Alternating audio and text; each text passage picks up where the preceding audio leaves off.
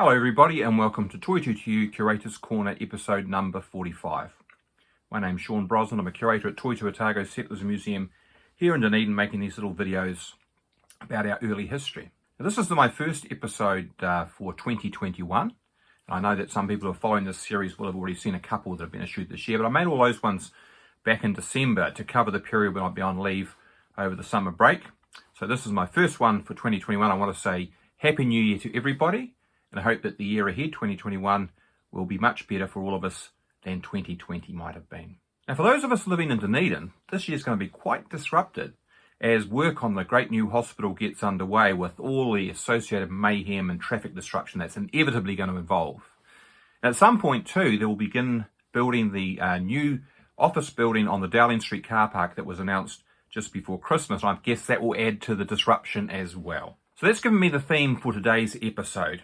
All the mess and disruption that are an inevitable part of any city's growth as infrastructure gets developed, and all of the things that you have to put up with as that gets underway. Because, you know, it's just like making an omelette. You can't do so without breaking some eggs, and no city can grow without making a mess, getting in everybody's road, being a nuisance. That's sort of just an inevitable part of a city's growth and development. It was no different for Pioneer Dunedin as well. So the example I'm going to focus on today is a building that went up on that Dowling Street car park area back in the mid-1860s. This was the second First Church.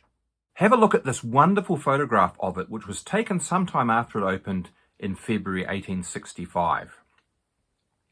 The first thing to notice is the woman in the foreground. Now, her skirt is a full round crinoline, which is consistent with a mid-1860s date. She appears to be holding a baby wrapped in swaddling clothes, while the girl to her left, no doubt her daughter, doesn't look more than about 5 or 6 years old. Now, I wonder what they were doing that put them in this spot at this time. Was it mere chance that placed them in the scene being photographed? Or were they posed there deliberately by the photographer, perhaps members of his own family? You'd wonder otherwise why they were walking along the rough terrain of the foreshore amidst the detritus of the ongoing harbour reclamation that you can see here. You can see it to the right and behind them, the Paddocking Method used to reclaim land from the harbour.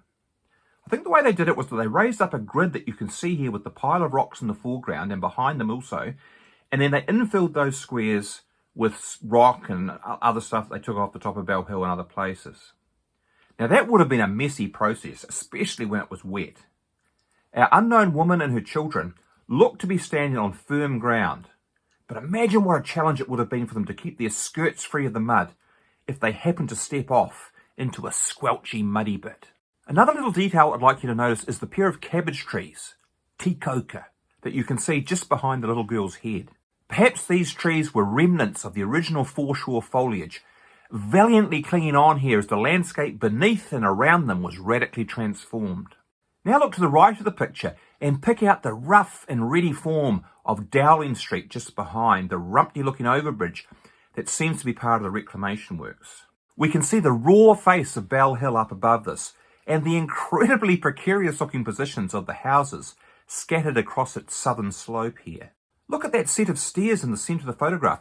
That appears to be some sort of route up the hill face, perhaps the access point to the lower of the pair of cottages we can see. The large double-storey complex at the very top of the hill is Bedford House, a well-known boarding establishment run by Mrs. Amelia Muir, one of early Dunedin's pioneer businesswomen. It was opened soon after she arrived in Dunedin in 1861 and was extended several times. Ultimately, however, it fell victim to the levelling of Bell Hill and was demolished along with all the other houses that we can see here. But let's turn our attention now to the building that dominates the photograph, the 3-storey edifice at centre that was the second First Church. Not very attractive, is it? And yet, it was designed by Robert Lawson, the Scottish architect who came to Dunedin after winning a design competition for First Church. Not this one, though. Rather, his career's masterpiece, the magnificent Gothic edifice atop Bell Hill that we know and love today. But there was a long hiatus between the proposal to build that third First Church and getting access to the site because the provincial government had decided to reduce the level of Bell Hill, a project which ultimately took 13 years to complete. For part of that time, the First Church congregation had to make do with an interim structure, this second First Church on Dowling Street. It was run up fairly quickly in late 1864 and served in its ecclesiastical role until 1873, when the real new First Church was finally opened. Here's my best guess of a similar view today. And here's a guide to where these three different First Church buildings were located. Now this building, the second First Church, was subsequently converted into a boot factory, and perhaps that was part of the plan from the outset and why it has such an ungraceful look about it. But at least it was big enough to seat 800 worshippers and provided a great relief for the First Church congregation who had been crammed into the original church building of 1848, plus a couple of subsequent extensions, way too long. As Reverend Thomas Burns complained to the presbytery in mid-1864, the old church had become a patched-up, uncomfortable place, so dirty that no well-dressed person could come into it without getting covered with dust. That too, no doubt, reflects the messy conditions of 1860s Dunedin as a booming new city emerged from the muddy little pioneer village of earlier years. Here's another view from the front, looking out across Dowling Street and over the new blocks of commercial land that were being reclaimed from the sea. And you can see some of the magnificent buildings that were emerging from the chaos by then. So take heart from these historic pictures as we enter another round of construction chaos in central Dunedin. Hopefully these new buildings will serve us well in the future, and all of the mess and disruption that we're about to experience will be well worth it.